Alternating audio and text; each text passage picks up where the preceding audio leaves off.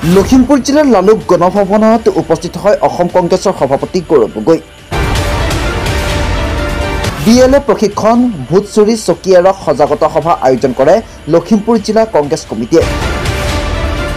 কিন্তু এই কংগ্ৰেছৰ সভাতে নৱবৈশা সমষ্টিৰ বিধায়ক ভৰত নৰহক এলাগী কৰা দেখা গ'ল। আঁতৰাই পেলাই দিয়া হ'ল ভৰত নৰহৰ ফটো সম্বলিত বেনাৰ। এতিয়া বহুতৰে মাজত এটা প্ৰশ্ন উত্থাপন হৈ আছে, এলাগী কৰা হ'ল নেকি বিধায়কগৰাকীক? নৱবৈশাৰ ৰাইজে এইজন নেতাক নিৰ্বাচিত কৰি বিধানসভালৈ পঠিয়াইছিল। ছ'চিয়েল মিডিয়াত বহুতেই এই কাৰ্যক তীব্ৰ সমালোচনাও লগতে ধিক্কাৰ দিয়াও পৰিলক্ষিত হৈছে।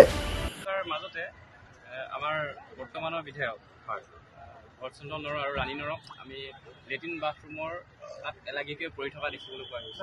বেনাৰ পোষ্টাৰ এতিয়া জৰাজীৰ্ণ অৱস্থাত তেওঁলোক দুইজন পৰি থকা আমি ফটো পৰিলক্ষিত হৈছে। এই সন্দৰ্ভত কি ক'ব? বৰ্তমান তেওঁলোকৰ এলাগী কৰা হ'ল নেকি? এইটো এলাগী কৰা হোৱা নাই। কি কাৰণে বা হৈছে এইটো জিলা কংগ্ৰেছে বা ব্লক কংগ্ৰেছে জানিব। বিশেষকৈ ইয়াত ফটো দেখাও পোৱা নাই বৰ্তমান। এইটো আপোনাৰ এইটো জিলা কংগ্ৰেছে জানিব।